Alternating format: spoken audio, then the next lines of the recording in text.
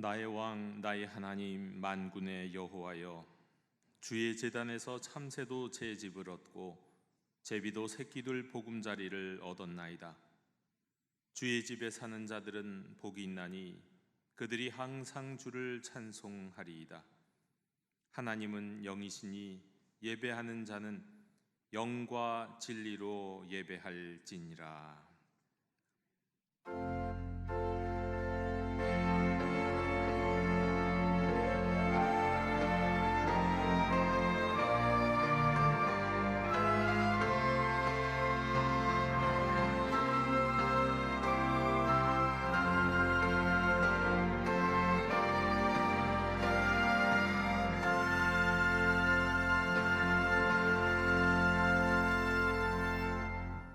참 좋으신 하나님 아버지, 거룩한 주일 아침 이처럼 맑고 화창한 날씨를 주시니 감사합니다.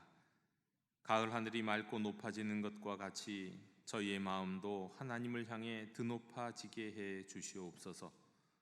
점과 흠이 없이 맑은 심령으로 하나님의 이름을 찬양하며 영과 진리로 예배하기 원하오니 성령님, 저희들의 중심에 정직한 영을 새롭게 하여 주옵시고 구원의 즐거움을 회복시켜 주시옵소서. 삼위일체 하나님께만 영광과 찬송과 존귀를 올려드리오며 예수님의 이름으로 기원하옵나이다. 아멘. 다 함께 자리에서 일어나셔서 오늘 이곳에 계신 성령님을 찬양하시겠습니다.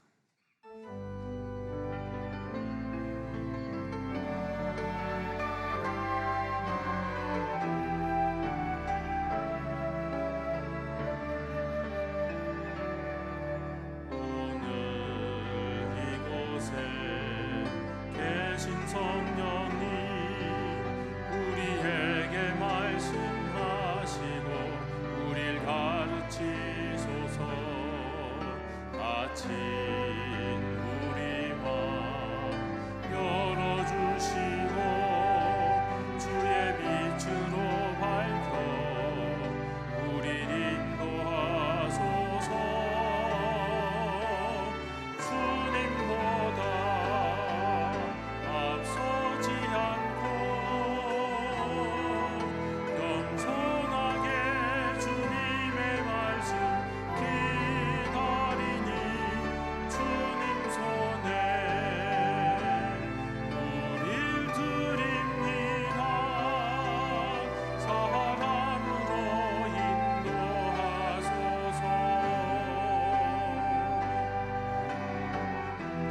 창조하신 모습 떠난 우리를 예수님답게 빚으소서.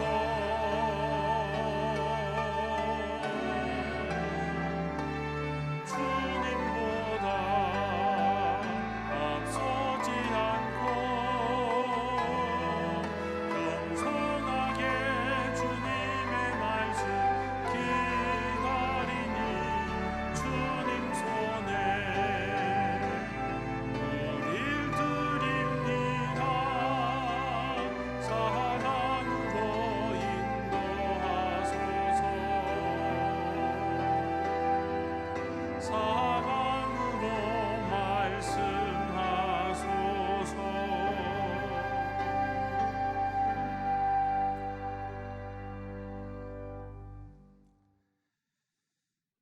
기도하지 않은 것이 죄라 가르쳐 주신 하나님 아버지, 한 주간을 돌아보며 저희들의 생활 속에 있었던 기도의 모습을 생각해 봅니다. 바리새인처럼 미사 여구가 가득한 기도는 많았지만 세리처럼 가슴을 두드리며 마음 중심으로부터 드리는 기도는 드물었습니다. 힘겨운 일을 만났을 때 주의 전에 나와 엎드려 기도하지는 않았으면서 하나님이 나를 도와주시지 않는다 하였고, 이웃과 대한민국 안팎의 불의한 사건들을 접하고도 중보 기도하지 않으면서 세상을 한탄만 하였습니다. 기도보다 요행을, 기도보다 내 능력을, 기도보다 힘 있다는 사람들을 더 믿고 의지했습니다. 악행을 저지르는 것이 죄일 뿐 아니라 기도하지 않음이 죄인 줄 모르고 자기 소견에 옳은 대로 살았습니다. 오 주님, 참된 기도의 능력을 상실한 채로 살아가고 있는 저희들의 영혼을 불쌍히 여겨 주시옵소서. 더 이상 기도의 잠을 자지 않게 하옵시고 저희의 영혼을 주께로 활짝 열고 주님과 깊은 사귐을 나눌 수 있도록 인도해 주시옵소서. 주여 긍휼을 베풀어 주시옵소서.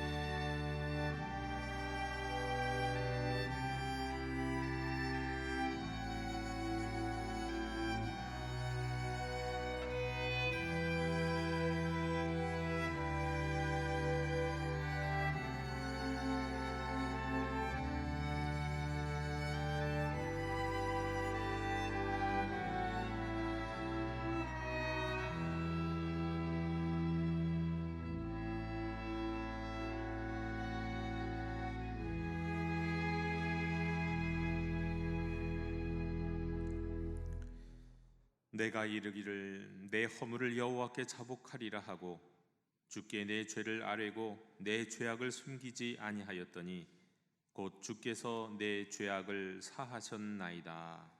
아멘. 나는 전능하신 아버지 하나님 천지의 창조주를 믿습니다. 나는 그의 유일하신 아들 우리 주 예수 그리스도를 믿습니다. 그는 성령으로 잉태되어 동정녀 마리아에게서 나시고 본디오 빌라도에게 고난을 받아 십자가에 못 박혀 죽으시고 장사된 지 사흘 만에 죽은 자 가운데서 다시 살아나셨으며 하늘에 오르시어 전능하신 아버지 하나님 우편에 앉아 계시다가 거기로부터 살아있는 자와 죽은 자를 심판하러 오십니다. 나는 성령을 믿으며 거룩한 공교회와 성도의 교제와 죄를 용서받는 것과 몸의 부활과 영생을 믿습니다. 아멘. 다 함께 자리에 앉으셔서 성시교독 12번을 교독하시겠습니다. 하늘이 하나님의 영광을 선포하고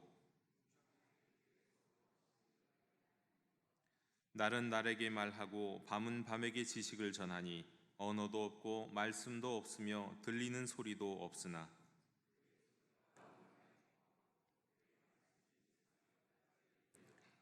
여호와의 율법은 완전하여 영혼을 소성시키며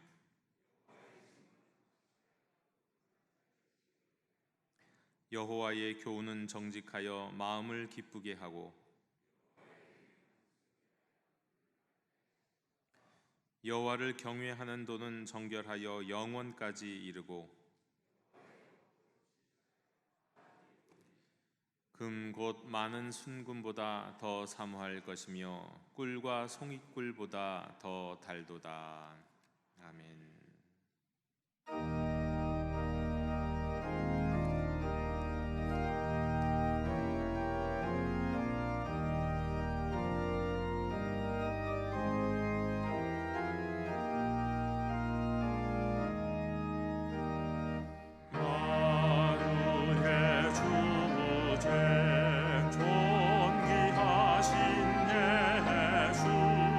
사람이 되신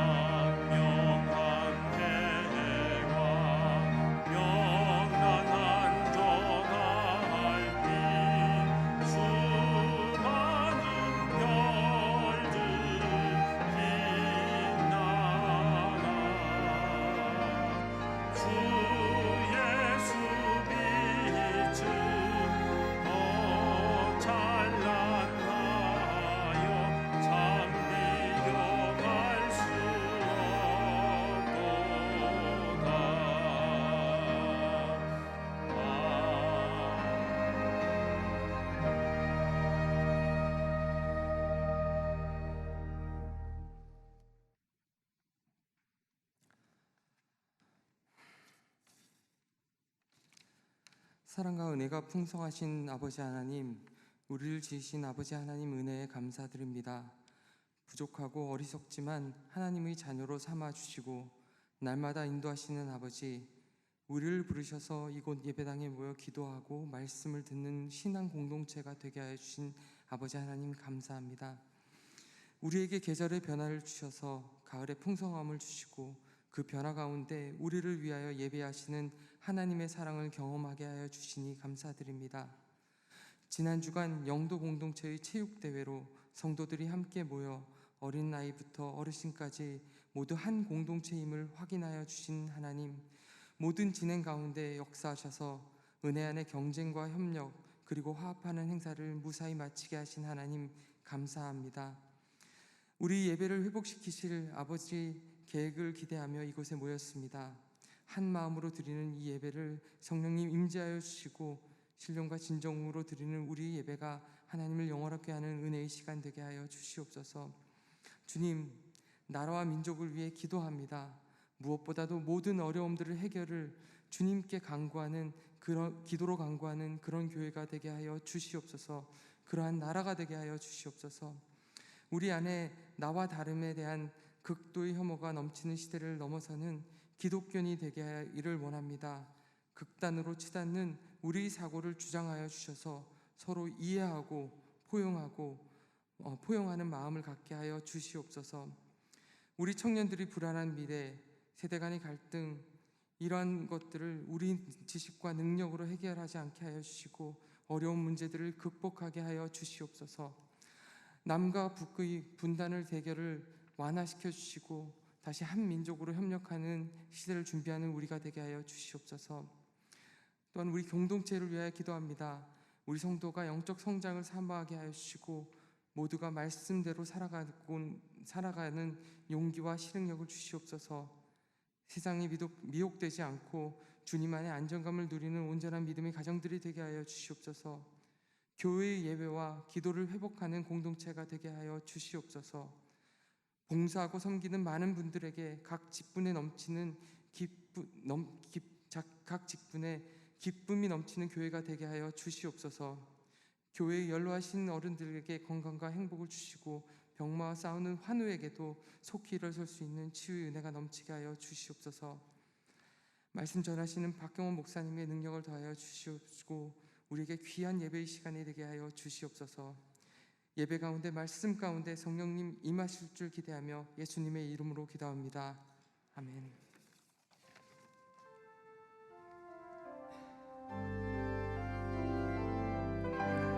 하늘에 계신 우리 아버지의 이름을 거룩하게 하시며 아버지의 나라가 오게 하시며 아버지의 뜻이 하늘에서와 같이 땅에서도 이루어지게 하소서. 오늘 우리에게 일용할 양식을 주시고 우리에게 잘못한 사람을 용서하여 준 것 같이 우리 죄를 용서하여 주시고 우리를 시험에 빠지지 않게 하시고 악에서 구하소서. 나라와 권능과 영광이 영원히 아버지의 것입니다.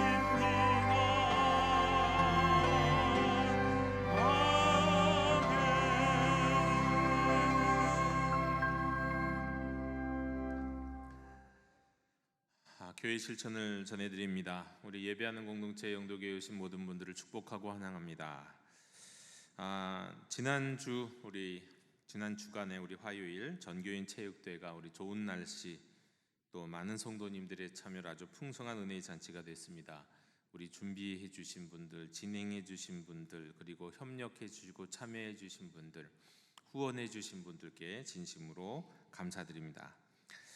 세례 입교 우리 예식을 위해서 지금 신청받고 있습니다. 다음 주일부터 시작합니다. 우리 7살 이상 아직 세례 받지 못한 분, 그리고 입교 대상자들은 신청해 주시기 바랍니다.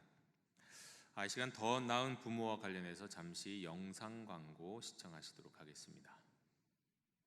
출산율이 줄어들면서 교회학교 교세 감소는 이제 어쩔 수 없는 현실로 받아들이는 상황입니다. 단지 교회학교와 다음 세대 위기뿐만 아니라 한국교회 존립 문제로까지 우려하고 있습니다.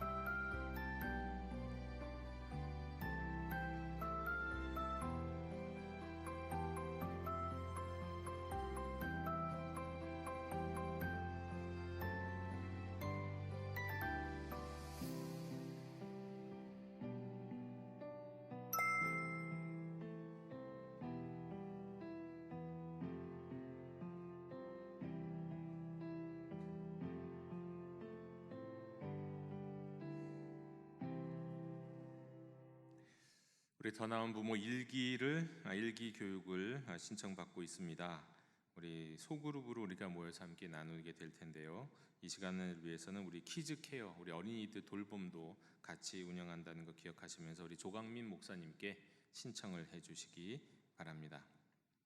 지역 주민과 함께하는 가을 음악회가 10월의 마지막 금요일 저녁에 본당 이 자리에서 있겠습니다. 우리 한국대학 합창단을 초청해서 클래식한 찬양들을 노래와 또 찬양으로 함께 이 자리를 함께 풍성하게 나누도록 하겠습니다. 혼자만 오지 마시고 이웃들과 함께 밥 마시러 오듯이 가벼운 마음으로 이곳에 함께 참여해 줄 수 있으면 좋겠습니다. 우리 명절 가정 예배 이벤트 우리 가족 사진 우리 신청해 주신 분들께 지금 나눠 드리고 있습니다. 우리 사역국에서 사진과 액자를 가져가시기 바랍니다. 하나님의 위로를 빕니다. 우리 김세집 집사님의 부친 우리 김하순 집사님의 시부께서 지난주에 별세하셨습니다. 우리 장례에 참여해 주신 모든 분들께 감사드립니다. 그리고 유족들을 위해서 여러분 기도해 주시기를 부탁드립니다.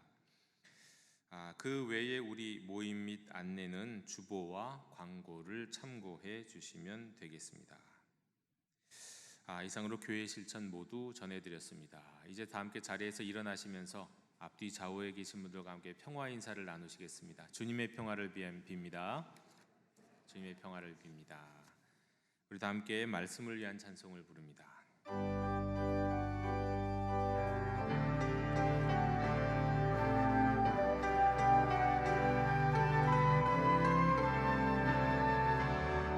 주소서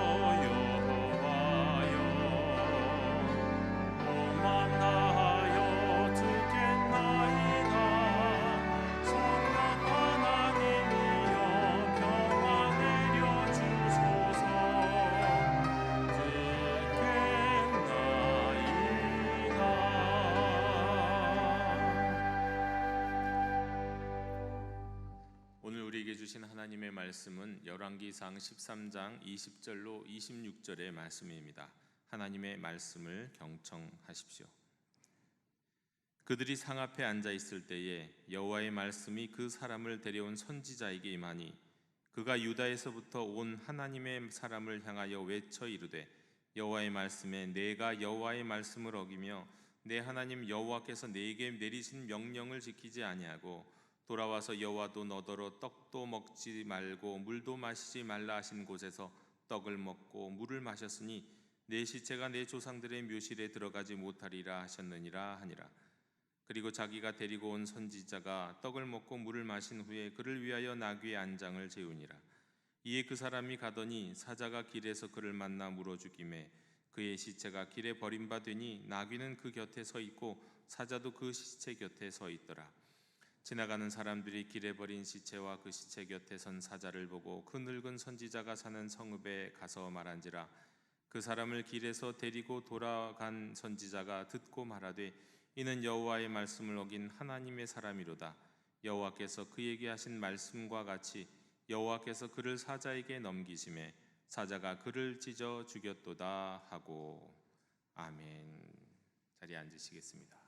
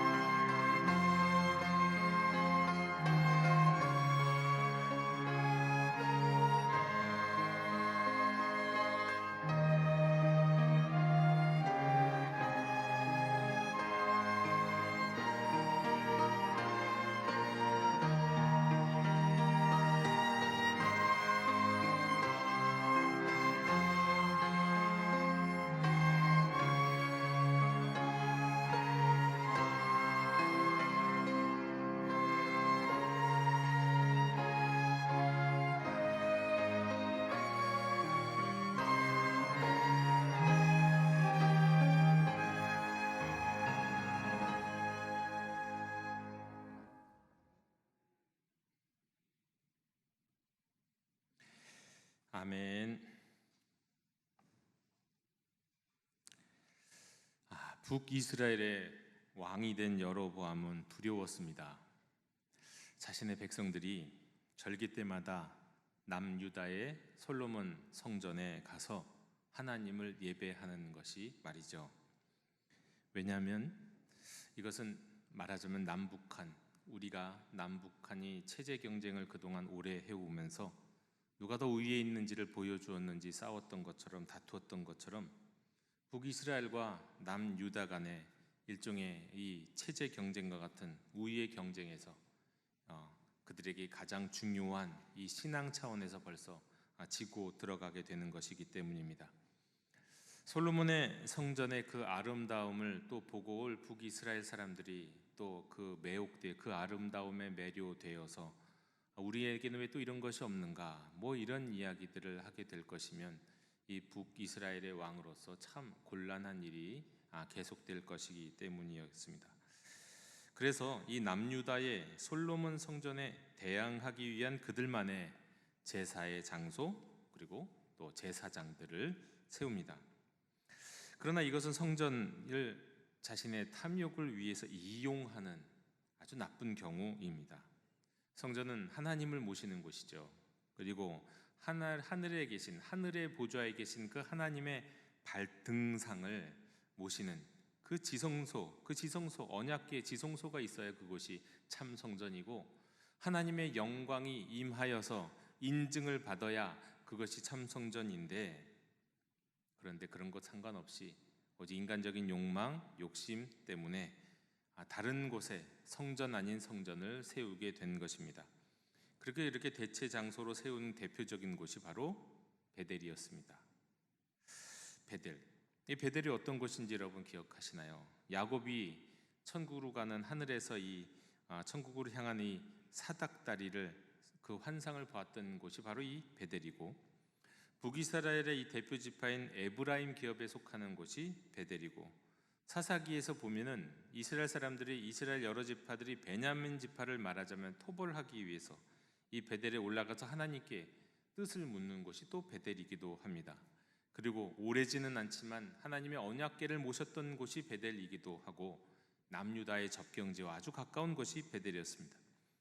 여로보암은 황금 송아지 2개를 만들어 놓고 하나는 북쪽 끝에 있는 단에 그리고 하나는 거의 남쪽 끝에 있는 이 베델에다가 돋구는 그 2곳의 제단을 세웠습니다. 거기에서 제사를 드릴 수 있도록 말이죠.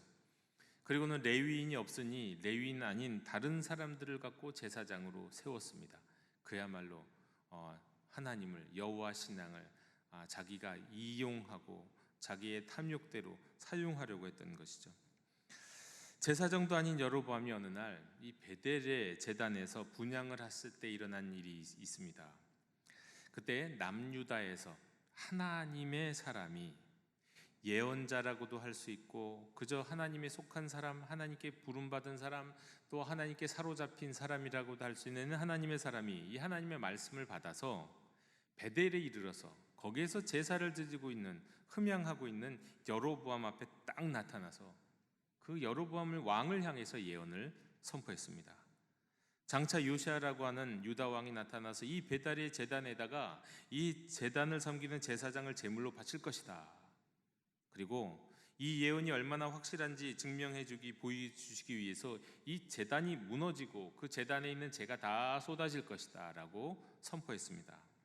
그러자 여로보암은 손으로 그 예언했던 하나님의 사람을 지적하면서 저를 잡아라 라고 하는데 그때 내밀었던 이 손이 마비가 된 거예요. 순간 이 팔을 거둘 수도 없고 접을 수도 없고 그리고는 또 그 순간에 제단이 갈라지고 재가 쏟아졌습니다. 그리고 오히려 이 하나님의 사람에게 도움을 요청합니다. 기도해 달라는 거죠. 그러자 결국 팔은 회복이 되었고 거꾸로 이제 해를 가하려고 했던 그 하나님의 사람을 그게 정말 하나님이 보내신 참 예언자구나 하는 것을 인식하고 오히려 그를 환대하고 대접을 하려고 합니다. 그러나 하나님의 사람은 단호히 거절을 합니다. 거절할 때 오늘 말씀 9절에서 이런 이유로 거절하죠. 여호와의 말씀이 내게 명령하여 이르시기를 떡도 먹지 말며 물도 마시지 말고 왔던 길로 되돌아가지 말라 하셨습니다. 그렇게 말하고는 왕의 환대를 단호하게 거절하고 뿌리치고는 자기가 왔던 길이 아닌 다른 길로 내려갑니다. 되돌아갑니다. 자, 그때 또 한 예언자, 한 선지자가 등장합니다. 이 사람도 정확한 자기 이름이 없는 선지자이지만 일명 베델 선지자. 그는 이 소식을 아들에게서 들었습니다. 이런 일이 여로보암에게서 이 제사를 드리는 곳에서 일어났습니다. 그래서 아들에게 그 소식을 들은 이 베델 선지자는 아들에게 듣고 수소문해서 나귀를 타고 바로 그 여로보암 앞에 나타났던 하나님의 사람을 찾아갑니다. 마침 그 하나님의 사람은 상수리 나무 아래에 아직 앉아 있었습니다. 베델에서 남유다까지는 사실 그렇게 긴 길이 아닙니다. 그래서 단번에 쉬지 않고 내려갈 수 있는 그 길인데도 불구하고 뭐가 아쉬웠는지 모르지만 상수리 나무 아래에 머뭇거리며 앉아 있었습니다. 거기에서 하나님의 사람을 만납니다. 그리고 이 베델 선지자는 하나님의 사람, 참된 이 남유다에서 올라온 예언자에게 이렇게 이야기합니다. 18절입니다. 나도 그대와 같은 선지자라. 천사가 여호와의 말씀으로 내게 이르기를 그를 내 집으로 데리고 돌아가서 그에게 떡을 먹이고 물을 마시게 하라 하였다 하면서 참 예언자 하나님의 사람을 속여요. 여호와께서 말씀하셨다가 아니라 천사가 여호와의 말씀으로 내게 이렇게 이야기했다라고 얘기하는 것에서부터 왠지 신뢰가 가지 않습니다. 왜냐하면 하나님의 사람들, 예언자들은 거의 이렇게 이야기하는 경우가 없기 때문이에요. 하나님이 내게 이렇게 말씀하셨다, 하나님이 말씀하시길, 여호와께서 이르시기를 하고는 그 전에 들은 말씀을 전하지 천사를 통해서 하나님이 내게 이렇게 말씀하셨다라고 말하는 경우는 드물거든요. 뭔가 자신 없는 말이라는 것을 이것을 통해 알 수가 있는 거죠. 여하튼 베델 선지자는 하나님의 사람을 그를 만나고 그를 초대하고 싶어서 거짓말로 그를 끌어들입니다. 그가 왜 이렇게 끌어들이고 자기의 집으로 모시려고 했는지는 정확하진 않아요. 악의적으로 그를 속인 것인지 아니면 나는 지금 가짜 예언자인데 예언자인 척하면서 살아가고 있는데 진짜 하나님의 말씀을 받는 참 예언자가 나타났다고 하니 어떻게든 그와 이야기를 한번 해보고 싶어서, 아니 그가 가지고 있는 능력을 좀 얻고 싶어서라도, 내가 거짓말을 일단 하서라도 그를 모시고 싶어서 그랬던 것인지 그거는 알 수 없어요. 하지만 그는 거짓 예언자이죠. 말씀을 받은 자가 없었기 때문에, 말씀을 받은 적이 없어요. 하나님의 말씀을 사기치는 예언자예요. 그리고는 그를 만나고자 거짓말을 했고, 그런데 이 하나님의 말씀을 한 번도 받은 적이 없는 이 거짓 예언자의 거짓 예언에 속아서 하나님의 사람, 하나님의 말씀을 들어서 여기까지 올라왔던, 그리고 여로보암 왕을 향해서 큰 소리로 선포할 수 있었던, 꾸짖을 수 있었던, 일종의 심판을 선언할 수 있었던 그 참 예언자 하나님의 사람이 속아 넘어갑니다. 그는 하나님의 사람은 하나님의 명령을 잊어버려요. 그리고 거짓에 속아서 그의 집에 가서 대접을 받아요. 왜 그랬을까요? 상수리 나무 아래 쉬고 있을 때부터 뭔가 낌새가 있는 것처럼 보입니다. 이 사람 뭔가 쉬고 싶었는지도 몰라요. 뭔가 위로받고 싶었는지도 몰라요. 너무 공허하고 허탈했는지도 모르겠어요. 누군가 나를 또 인정해줬으면 하는 생각이 있었는지도 모르겠어요. 여하튼 엉뚱하게 이 베델 선지자의 거짓 예언에 속아서 그의 집에 들어갑니다. 그리고 대접을 받아요. 먹지도 마시지 말라고 했는데 먹고 마십니다. 그런데 엉뚱하게도 이번에는 그 베델 선지자가 가짜 예언자잖아요. 하나님의 말씀을 받은 적이 없는 이 가짜 예언자가, 아니 그 가짜 예언자에게 하나님의 말씀이 임합니다. 하나님의 말씀으로 사기쳤던 이 가짜 예언자, 어떻게 보면 이건 엄청난 큰 죄를 저지르는 거죠. 하나님의 이름을 망령되이 일컫는 사람 아닙니까? 그런데 그에게 거기다 거짓을 말을 한 거다니까요. 그런데 그런 그에게 하나님의 말씀이 이번에는 진짜로 임해요. 어떻게 이런 일이 일어날 수 있는지. 그리고 이 가짜 예언자에게 임했던 하나님의 말씀은 바로 이거였습니다. 21절 22절에 내가 여호와의 말씀을 어기며 내 하나님 여호와께서 내게 내리신 명령을 지키지 않고 먹지도 마시지도 말라 한 곳에서 먹고 마셨으니 내 시체는 조상의 묘실에도 들어가지 못하리라. 내 조상의 묘실에도 들어가지 못하리라. 이스라엘 백성 시대에는 이 다윗 시대, 이 남북 북이스라엘 남유다 시대에는 오늘날 우리가 믿고 알고 있는 천당과 지옥이 없었어요. 그들은 천당과 지옥이라는 걸 알지 못하던 시대였어요. 그래서 그 시대의 성경에는 천당과 지옥이 나오지 않아요. 한참 뒤의 이야기에 이제 그런 이야기들이 나오죠. 그런데 이 시대에 천당과 지옥을 알지 못하던 사람들의 시대에서는 조상의 묘실, 조상들이 묻힌 그곳으로 가지 못한다, 내가 거기에 묻히지 못한다는 것은 마치 그 이후에 이 하나님의 사람들, 또 교회, 오늘날 그리스도인들이 나는 천국에 가지 못해 라고 생각하는 것과 마찬가지로 굉장히 막중한 무서운 일종의 심판이었습니다. 지금 이제 이 예언자에게 그런 어마어마한 심판이 임하게 된 거예요. 하나님의 말씀을 가벼이 여기고 그 말씀을 따르지 않았기 때문에 말이죠. 아주 무서운 심판이었어요. 하나님의 말씀을 받은 하나님의 사람이 하나님의 말씀을 막중하게 여기지 아니하였기 때문에 사실 그는 하나님의 말씀을 들었던 사람이니까 하나님이 그에게 직접 말씀하실 수도 있는데 여태까지 하나님이 말씀하시지도 않았던, 거기다가 사기치는 거짓 예언자들을 통해서 이제 그에게 말씀하십니다. 여러분, 하나님이 말씀하실 때 그 말씀을 듣지 아니하고 그 말씀에 순종하지 아니하기 시작하면 하나님이 그에게 말씀하지 않으세요. 다른 사람, 심지어는 가짜 예언자를 통해서 그에게 말씀하세요. 지금 그런 일이 벌어지는 거예요. 자, 여러분, 하나님의 말씀보다 사람의 말에 귀를 기우는 사람들은요, 과거에 하나님의 은혜를 얻었고 능력을 얻었고 권능을 얻었다 할지라도 하나님이 그를 더 이상 사용하지 않는 모습을 보게 됩니다. 직접 이제 더 이상 말씀하지 않아요. 한때는 직접 말씀했던 사람이 있다 할지라도 이제는 더 이상 직접 말씀하지 않아요. 그리고 오히려 그는 다른 사람들의 말을 통해서 하나님의 말씀을 분별하게 되는 일들이 벌어지게 되는 거죠. 그래서 혼란에 빠지고 유혹에 빠지고 시험에 빠지고 자기 생각을 하나님의 뜻으로 착각하고 자기의 소견을 하나님의 뜻에 맞춰서 생각하기 시작하는 거예요. 자, 그런데 이 두 사람이요, 오늘 말씀에 보면 정말 이해할 수 없는 상황이 벌어지는데요, 이렇게 지금 엄중한 하나님의 말씀을 들었잖아요. 이 엄중한 하나님의 말씀을 전했잖아요. 그런데 이 말씀을 듣고 이 말씀을 전했는데도요, 그 자리에서 식사를 다 끝냅니다. 하나님이 갑자기 식사를 하시다가 말씀을 주셨는데 너는 너 조상의 묘실에 들어가지도 못하리라, 너는 내 말을 어겼다, 내 말을 순종하지 않았다라는 엄중한 말씀을 전하는 그 자리에서도 그 말씀을 듣고도 밥을 다 먹어요. 음식을 다 끝내고 그 다음에서야 이제 자기 갈 길을 떠납니다. 도대체 이건 도대체 뭘까요?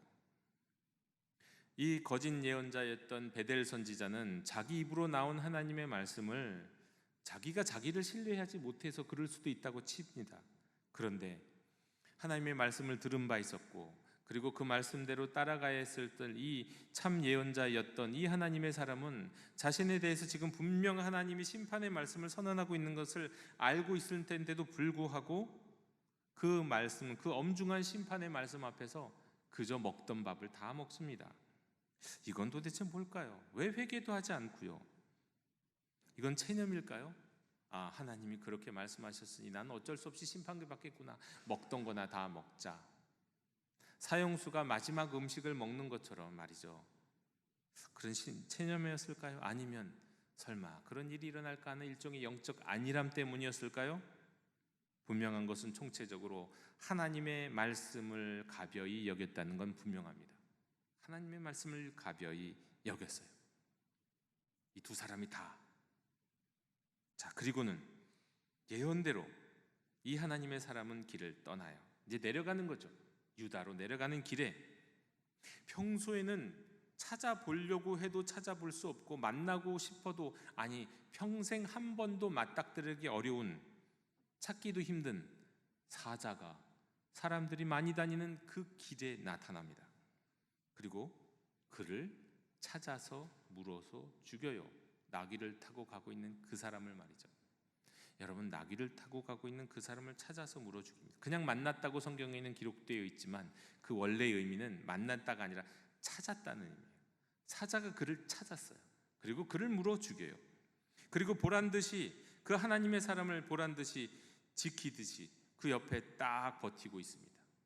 그리고 나귀도 거기 서 있어요. 본래 사자는 이런 경우에 사람을 해치기보다는 나귀를 해치게 돼 있습니다.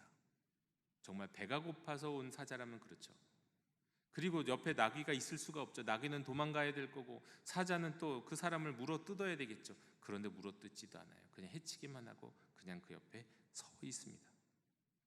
정말 지나간 사람들이 이것을 다 보았어요. 그리고 베델 선지자에게 이 소식이 알려졌습니다. 이 베델 선지자는 다시 그 나귀를 타고 와서 이 광경을 찾아와서 이 자리를 찾아왔습니다. 그리고 그 광경을 목도합니다.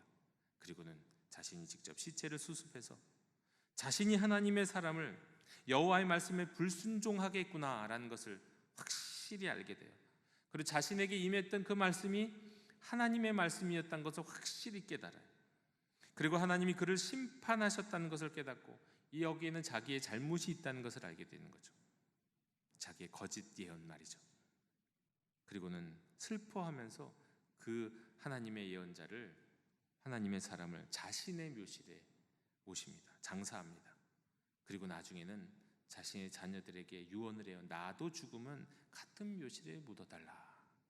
그러면서 그 하나님의 사람과 자신의 입장에 형제를 느껴요. 형제를. 자, 여러분 이 남쪽 유다에서 여로보암을 찾아왔던 이 하나님의 사람은요, 정말 대단한 사람이에요. 하나님이 그에게 확실한 하나님의 말씀을 주셨으니까 북이스라엘의 여로보암의 왕 앞에서 담대하게 선언할 수 있었던 거죠. 자기 생명 걸고 한 겁니다. 이건 정말 틀림없이 생명 걸고 한 거예요. 그러니까 하나님이 확실하게 말씀을 주신 거예요. 이건 정말 여호와의 말씀이다. 내가 피할 수 없는 하나님의 말씀이다. 해서 올라가서 이 베델 제단인 것을 잘못 만든 제단이라는 것을 선언한 겁니다. 이건 우상 숭배와 같은 것이다. 여긴 심판받을 것이다. 선포한 거예요. 호기롭게 말이죠. 그랬던 하나님의 사람이, 그리고는 그 왕이 환대하기 위해서 제안을 했을 때, 이렇게 내가 너를 환대하고 대접하고 싶다고 제안했을 때 이런 거 딱 박차고 떠났던 그 사람이, 단변의 유다까지 내려가면서 하나님의 말씀에 100% 순종할 수 있었던 그 사람이 왜 상수리 나무 아래서 머뭇거렸으며, 그리고 베델 선지자의 그 말에 그렇게 쉽게 넘어갈 수 있었을까요? 저는 이 광경을 보면서 시편 1편 1절 2절의 말씀이 떠올랐습니다. 복 있는 사람은 악인의 길을 따르지 아니하며 죄인의 길에 서지 아니하며 오만한 자리에 앉지 아니하고. 여러분이 하나님의 사람은, 이 유다에서 올라왔던 예언자는요, 악인의 길을 따르면 안 됐어요. 그런데 거짓 선지자인 악인의 길을 따르게 됐어요.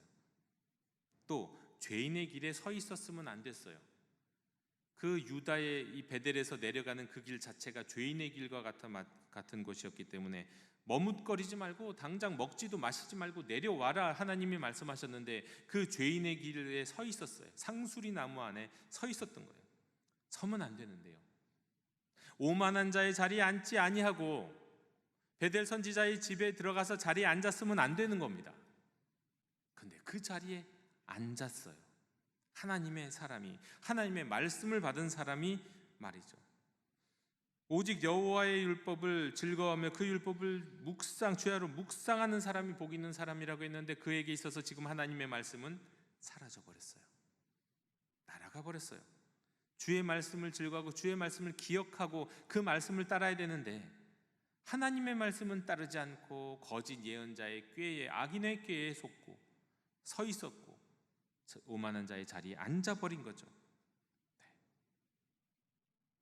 한마디로 하나님의 말씀을 막중히 중요하게 여기지 않았던 겁니다. 하나님의 말씀을 받은 사람이 그 말씀을 중요하게 여기지 않았을 때 이런 어마어마한 심판이 일어나는 거예요.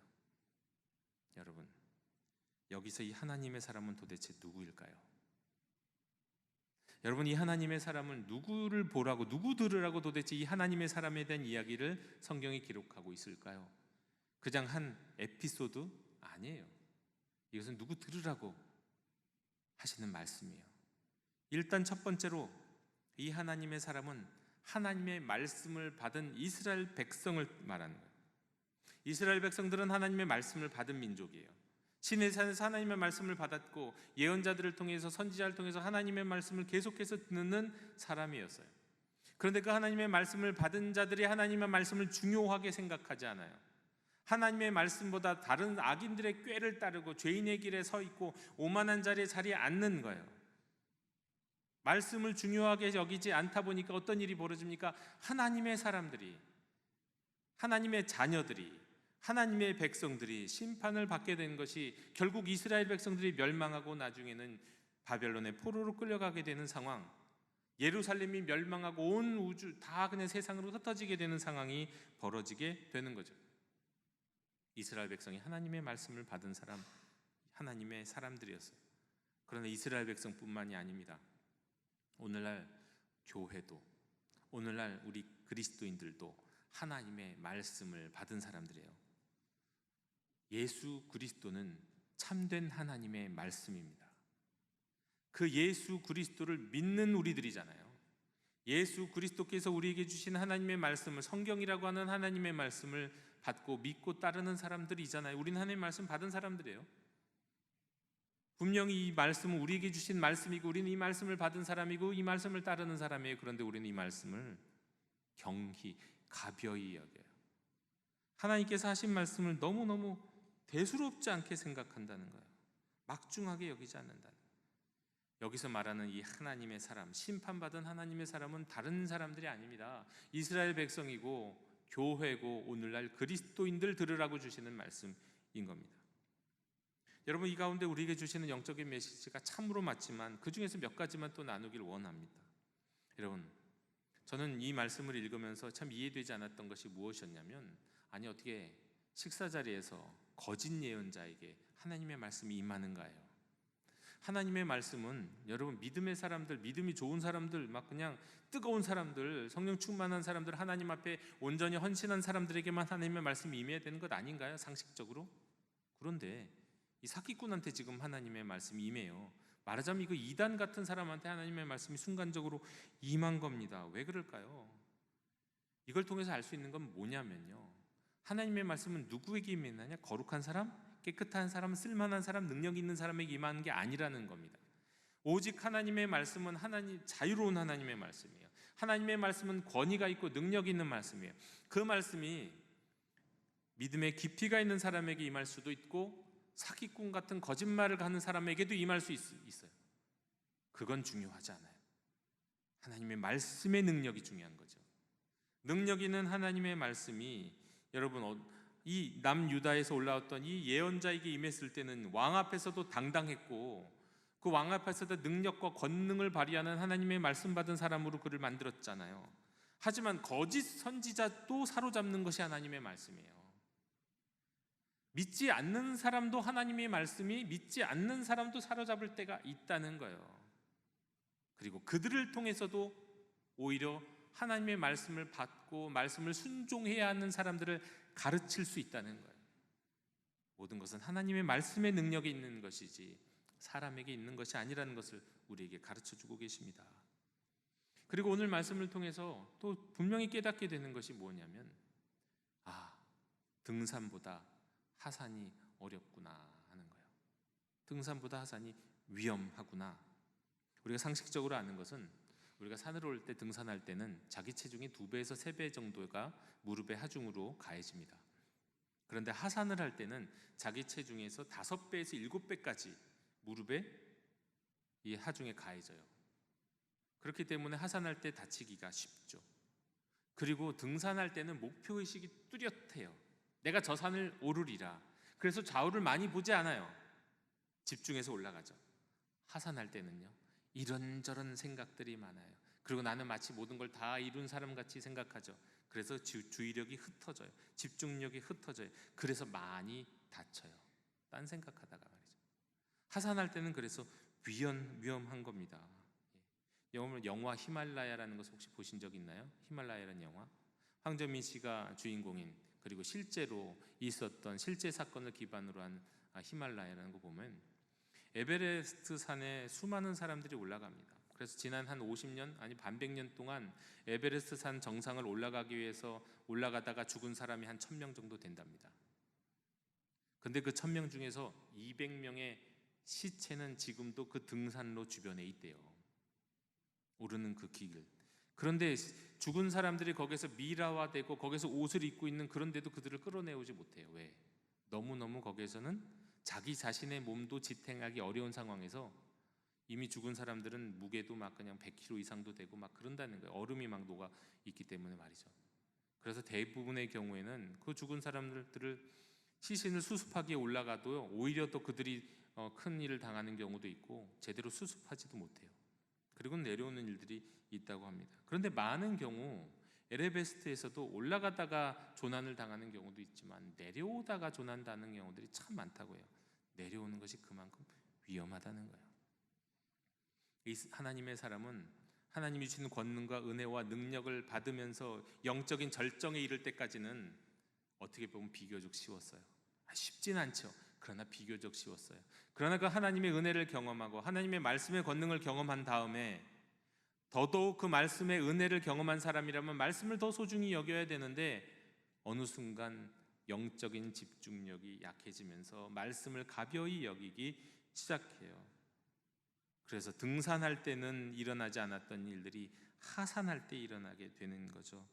여러분 인생도 그렇습니다. 올라갈 때보다 내려갈 때가 더 중요해요. 올라갈 때 좌절하는 사람도 물론 있지만 내려올 때 시험에 빠지고 그리고 큰일을 벌어지는 경우도 굉장히 많습니다.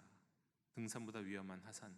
이 하나님의 사람을 보면서 우리가 알 수 있게 되는 거죠.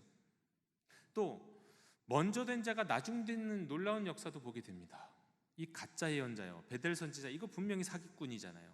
하나님의 말씀을 받은 적도 없는 사람이에요. 그리고 그냥 자기는 하나님의 말씀을 받은 그 사람과 좀 친교하고 싶어서, 사귀고 싶어서, 그 이야기를 듣고 싶어서, 아니면 그를 통해서 어떻게 보면 은혜를 받고 싶어서 거짓말로 그를 꾀인 악인인데 오히려 그에게 하나님의 말씀이 임하고 오히려 그가 그 하나님의 말씀의 권능의 증인이 돼요. 은혜를 받은 사람이 되는 거죠. 여러분, 먼저 된 자가 나중 되고 나중 된 자가 먼저 될 수 있다는 것을 이 말씀을 통해서 우리에게 가르쳐주고 있습니다. 그리고 무엇보다도 오늘의 말씀의 핵심은 이겁니다. 우리는 모두가 다 그리스도의 심판대 앞에 서게 될 날이 있습니다. 고린도후서 5장 10절에 보면 이는 우리가 다 반드시 그리스도의 심판대 앞에 나타나게 되어 각각 선악간의 그 몸으로 행한 것을 따라 받으려 함이라. 제가 언젠가 말씀드렸죠. 이 세상의 마지막에는 두 가지 종류의 심판이 있다고요. 흰 보자 심판, 옛날 말로 백보자 심판은 믿는 사람, 믿지 않는 사람 할 것 없이 모든 사람들을 향한 심판이에요. 그런데 그리스도의 심판대는 그리스도 앞에 나아갈 수 있는, 그리스도 앞에만 나아갈 수 있는, 말하자면 하나님의 자녀들, 하나님의 사람들이 받는 심판이에요. 그때는 각각 그들이 행한 대로 심판을 받게 될 것이라고 말씀합니다. 그런데 그 심판받는 기준이 뭘까요? 믿지 않는 사람과 흰 보자 심판, 백보자 심판 앞에서의 심판의 기준은 너무나도 명확할 거예요. 저가 예수를 믿었는가가 기준일 거예요. 성경에 따르면 그렇죠. 그러나 이미 예수를 믿고 하나님의 말씀을 받은 그리스도인들과 교회가 받을 심판은 그리스도의 심판대 앞에서 받을 심판대의 그 심판의 기준은 무엇일까요? 한마디로 말씀드리면 이겁니다. 물론 선악을 행동이라고도 말씀하지만 무엇보다도 이 기준이에요. 바로 하나님의 말씀, 저가 받은 하나님의 말씀을 얼마나 막중하게 여겼는가, 말씀을 막중하게 여겼는가 아니면 말씀을 가벼이 여겼는가가 그리스도의 심판대 앞에서 받게 될 심판이라는 거예요. 여러분, 오늘 우리에게 주신 이 하나님의 말씀은, 이 이야기는 사실 우리가 기분 좋은 말씀은 아니죠. 어떻게 하나님의 사람이 이렇게 어이없이 심판받고 꼬꾸라지는 일이 벌어지게 되는가? 그런데 여러분, 성경에서 이 말씀을 통해 우리에게 주시고자 하는 메시지는 무엇입니까? 너희도 하나님의 말씀을 중히 여기지 아니하면 하나님의 말씀을 막중하게 여기지 아니하면 그리스도의 심판대 앞에서 이런 부끄러움을 당하게 될 것이다. 이런 심판을 당하게 될 것이다. 여러분, 우리가 받을 심판의 기준은 분명합니다. 저와 여러분이 믿고 있는 이 하나님의 말씀을 얼마나 중요하게, 무겁게 여기고 진지하게 받아들이고 있는가. 그런데 오늘 한국 교회의 가장 큰 문제는, 누구는 뭐 그래요, 젊은 사람이 없고 다음 세대가 없고, 맞아요, 뭐 다 이유인데요, 결정적인 핵심은 이겁니다. 교회가, 그리스도인들이 하나님의 말씀을 너무 가벼이 여겨요. 예전엔 이 하나님의 말씀을 정말 소중하게 여겼고 이 말씀을 내게 주신 생명처럼 여겼어요, 많은 성도들이. 그런데 오늘날은 예전에는 그랬다는 분들도 이 말씀을 너무나도 가볍게 여겨요. 여러분, 성경에서 분을 품지 말라 했잖아요. 분을 품지 말아야죠. 그 말씀을 가벼이 여겨요. 계속 화를 내고 분을 품고 있으면서 어쩔 수 없어 라고 지나갑니까? 내 부모를 공경하라고 하셨잖아요. 그럼 부모를 공경해야죠. 내일부터 공경하지, 모레부터 공경하지, 왜 하나님의 말씀을 그렇게 가벼이 여기냐고요. 탐내지 말라고 그랬잖아요. 간음하지 말라고 그랬잖아요. 아니, 성경에서 우리에게 주신 하나님의 말씀, 무거운 말씀이 얼마나 많은지 모르네. 나에게 주셨던, 내게 부딪혔던 하나님의 말씀이 얼마나 많은지 모르고, 근데 그 모든 것들을 가벼이 여겨요. 유다에서 올라와서 여로보암을 꾸짖었던 그 하나님의 사람의 그 호기, 그 말씀의 능력과 권능, 말씀을 소중히 여기고 말씀대로 살았을 땐 그런 권능이 나타나지만요, 그 말씀을 가벼이 여겼을 땐 그 하나님의 사람이 받았던 심판처럼 우리가 그리스도의 심판대 앞에 서면 정말 부끄러운 일을 당하게 된다는 겁니다. 그리고 이 땅에서 어떤 권능과 능력도 나타날 수 없어요. 교회는 힘을 잃고 그리스도인들도 힘 빠진 삶을 살 수밖에 없는 거예요. 여러분, 교회가 다시 힘을 얻을 수 있는 방법, 유일한 방법, 우리 그리스도인들이 세상에 나가서 권능 있게, 능력 있게, 호기롭게 살아갈 수 있는 유일한 방법은 다른 게 아닙니다. 우리가 받은 하나님의 말씀을 중요하게 여기는 거예요. 말씀을 무겁게 여기고 말씀을 귀하게 여기는 거기에 비례해서 우리의 삶은 담대해지고 우리의 삶은 형통하게 될 것이고 우리의 삶은 능력 있는 삶이 될 줄로 믿습니다. 하나님의 말씀을 귀히 여기시는, 막중하게 여기시는 저와 여러분이 되시기를 주님의 이름으로 축원합니다. 하나님, 오늘 우리에게 주신 말씀을 정말 무겁게 받아들이기를 원합니다. 우리는 하나님의 사람으로서, 주의 말씀을 받은 사람으로서 그리스도의 심판대 앞에 서게 될 것입니다. 그때 부끄럽지 않도록 주님이 내게 주신, 우리 한 사람 한 사람, 우리 교회에게 주신 이 하나님의 말씀을 소중히 여기고 진지하게 받아들이고 믿고 순종하고 따를 수 있도록, 그 명령을 다 지켜 행할 수 있도록 인도하여 주옵소서. 예수님의 이름으로 기도하옵나이다. 아멘. 이 시간 응답의 찬송 529장 1절과 4절을 부르시며 봉헌하시겠습니다.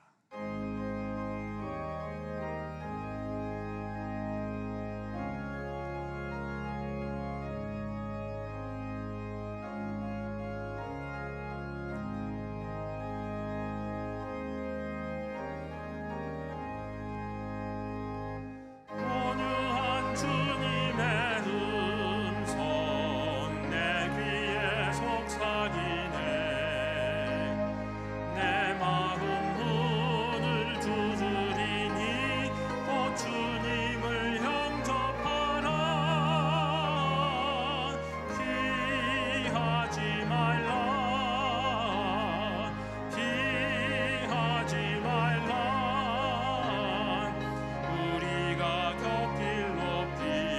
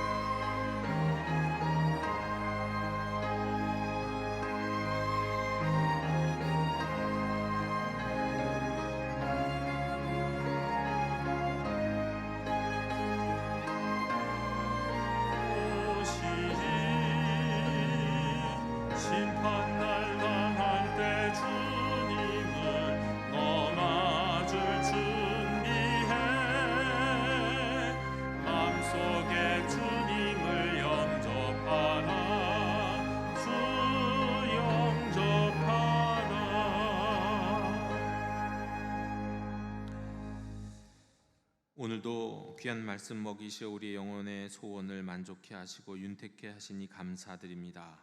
이 생명의 말씀 혼자만 받아 먹을 것이 아니라 이웃한 이들에게도 나눌 줄 아는 마음을 주시옵소서.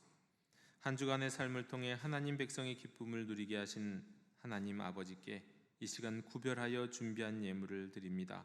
작은 것을 작다 아니하시고 큰 것을 크다 아니하시는 하나님께서 우리의 중심을 살피실 줄로 믿습니다.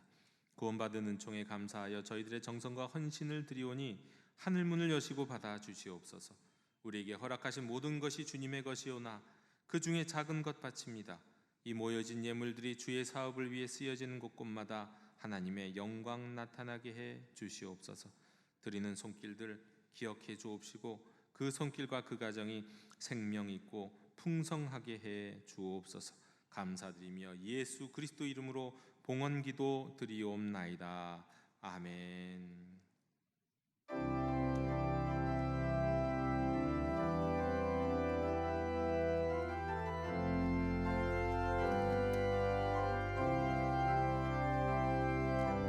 말씀 앞에서 경외함으로 주께 홀로 섭니다. 생명의 말씀 읽고 순종해 주를 예배합니다. 기록된 말씀 힘이 있어서 진리로 우리 거룩해 하며 거룩한 말씀 세세 영원히 복음이 되어 말씀하시네. 하나님 말씀에 두려워 떠는 자 그 말씀에 생명을 거는 자 한 사람 찾으시는 주님의 약속을 믿어. 하나님 말씀에 운명을 거는 자 순종하며 주 따라가는 자 영원한 하나님 나라 이뤄갈 주의 교회여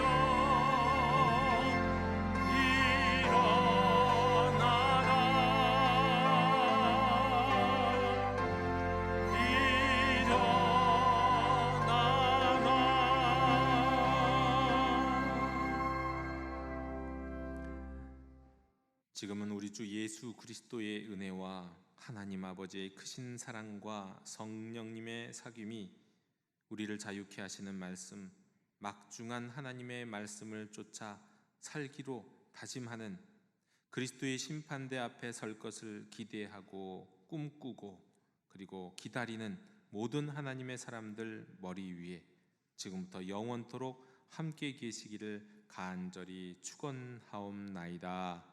아멘.